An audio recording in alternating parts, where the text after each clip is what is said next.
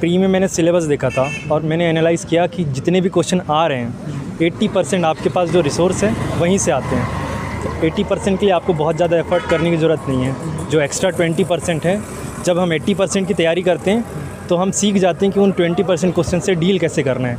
और जो बचे हुए 5 या 10% क्वेश्चन रहते हैं जो टफ़ रहते हैं वो कोई सॉल्व नहीं कर पाएगा, तो उसके पीछे कोई लोड लेने की ज़रूरत नहीं है। ये मेरा प्री का फंडा है कि आप कान्हा से हैं, वहाँ पे तो बहुत सारी अपॉर्चुनिटी है, आप यहाँ क्यों आना चाहते हो। फिर बोले कि आप इंजीनियर हो, आप तो बहुत कुछ कर सकते हो, फिर से यहाँ क्यों आना चाहते हो।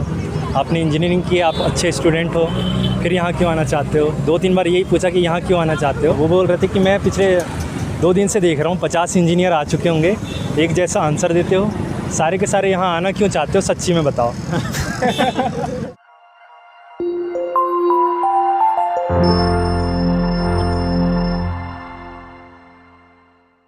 नाम क्या सर आपका? सर मेरा नाम विनय है। कहाँ से सर आप? सर मैं बालाहाट से। कौन सा अटैम्प्ट था ये आपका? सर मेरा ये सेकंड अटैम्प्ट था। पहला 19 का था जिसमें इंटरव्यू था, और ये पहला इंटरव्यू था 20 का।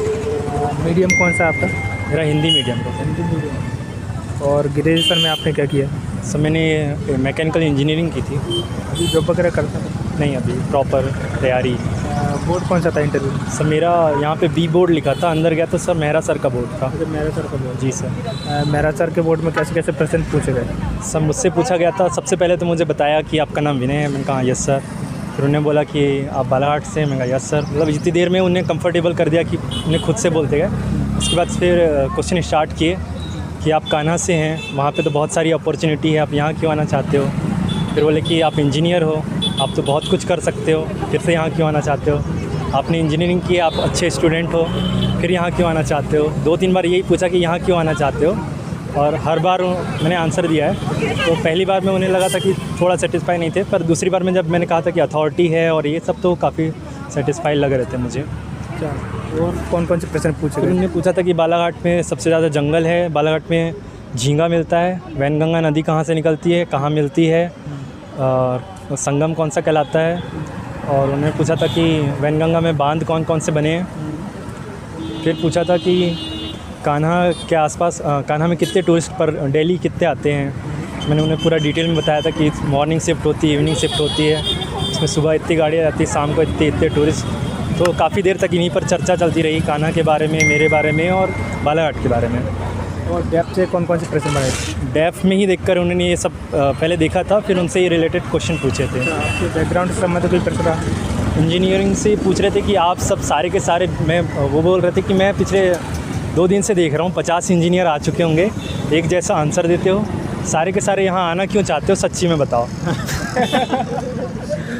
अच्छा, और कौन से प्रश्न बने थे आपसे? करंट के मुद्दों से कोई प्रश्न पूछा?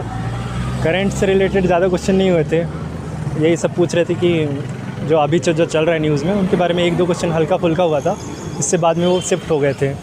फिर मेरी हॉबी थी वेब सीरीज़, उसके बारे में वेब सीरीज़ से पूछे थे कि 2-3 उन्होंने नाम लिए थे, वेब सीरीज़ देखी क्या, ये वाली देखी क्या। फिर पूछा था लाल सलाम क्या होता है, क्योंकि मैं बालाघाट से हूँ और नक्सल प्रभावित क्षेत्र है, इसलिए पूछा था कि लाल सलाम क्या है। और ऐसे ही बस यही सब चलता रहा। और कहा था कि एक केस स्टडी दी थी कि आप अपने ज़िले में एसडीएम हैं, आपको पावर दी जाती है, आपने जो समस्याएं देखी हैं उसको आप कैसे सॉल्व करोगे। ये सब बेसिक क्वेश्चन ही हुआ है, और काफ़ी जो माहौल है अंदर का काफ़ी कंफर्टेबल रहता है। अपने तैयारी कैसे की थी? सेल्फ स्टडी या कोचिंग का सहारा लिया था? वैसे तो मैंने एडमिशन लिया था, पर मैक्सिमम टाइम मेरा सेल्फ स्टडी में ही गया था। मतलब कोचिंग एडमिशन था पर प्रॉपर कर नहीं पाया था, तो दोनों का था, 50-50 बोल सकते हैं। तो तैयारी के बारे में बताएंगे आप? प्री और मेंस की आपने कैसे तैयारी की थी? और प्री में मैंने सिलेबस देखा था और मैंने एनालाइज़ किया कि जितने भी क्वेश्चन आ रहे हैं 80% आपके पास जो रिसोर्स है वहीं से आते हैं। तो 80% के लिए आपको बहुत ज़्यादा एफर्ट करने की ज़रूरत नहीं है। जो एक्स्ट्रा 20% है, जब हम 80% की तैयारी करते हैं तो हम सीख जाते हैं कि उन 20% क्वेश्चन से डील कैसे करना है। और जो बचे हुए 5 या 10% क्वेश्चन रहते हैं जो टफ़ रहते हैं, वो कोई सॉल्व नहीं कर पाएगा, तो उसके पीछे कोई लोड लेने की ज़रूरत नहीं है। ये मेरा प्री का फंडा है।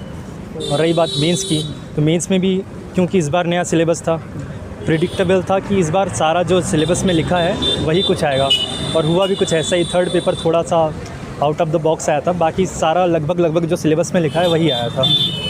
तो प्रॉपर आपके जो टॉपिक लिखे गए हैं उनके प्रॉपर आपके पास सिनॉप्सिस होने चाहिए, या फिर आपने जहाँ से पढ़ा है वो अंडरलाइन किए हो।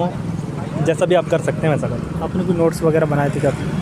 सर मैंने तो मैक्सिमम नोट्स नहीं बनाए थे, पॉलिटी के नोट्स बनाए थे, और जो टॉपिक जो नोट्स में नहीं मिल रहे हैं, क्योंकि हमारे बिहाफ में कोचिंग वालों ने मेहनत की है, तो हम उनकी मेहनत पकड़कर उनके नोट्स ले लेते हैं, और फिर जो रेफरेंस बुक है हमारे पास ऑलरेडी, और हम उसको इनरिचमेंट कर सकते हैं मतलब ये इंटरनेट की सहायता से।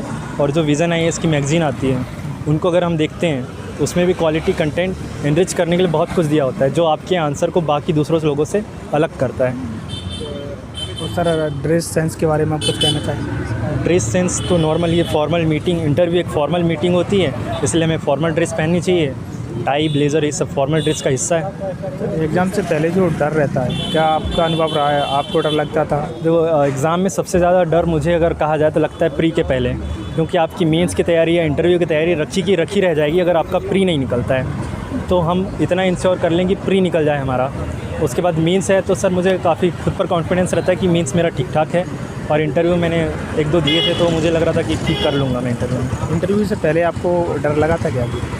मुझे तो नहीं लग रहा था, मेरे सामने एक दीदी थी, उन्हें लग रहा था, तो मैं उनको काफ़ी समझा रहा था कि कुछ नहीं होता है। तो फिर उनके डर से थोड़ा मुझे भी डर लगने लगा था। फिर मैं काफ़ी कंफर्टेबल था, थोड़ा सा वॉक किया, थोड़ी सांस ली और फिर अंदर चला गया सीधे। फैमिली से संबंधित कोई प्रश्न पूछा था? फैमिली से रिलेटेड नहीं। Thank you sir.